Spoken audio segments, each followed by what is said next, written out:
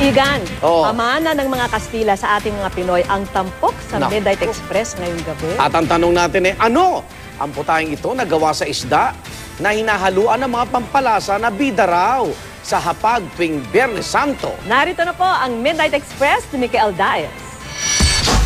Ilang beses binanggit at binigyan ng kahulugan ng isda ng mga ebanghelyo. Isa na dyan ang iugnay ang mga apostol ni Jesucristo na pawang mga mangingisda. Ngayong gabi, hindi lang natin lalagyan ng diwa ang isda, kundi syempre, titikman natin yan. Ang handa nating isda ay ang bacalao. Sa mga taon na sinakop ng Espanya ang Pilipinas, marami tayo naman ng potahe sa kanila. Isa sa mga paborito nila ang bacalao a la Vizcaina o sa English, Biscay-style codfish. You cut the bacalao into cubes, then wrap it with flour, then fry it.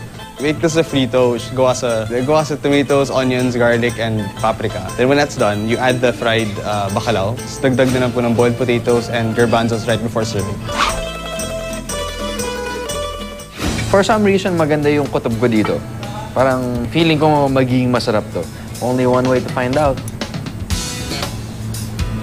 Hindi ko alam kung yung alat galing sa asin o galing sa isda. Ang pinakamalaking advantage, yung pagkasto niya.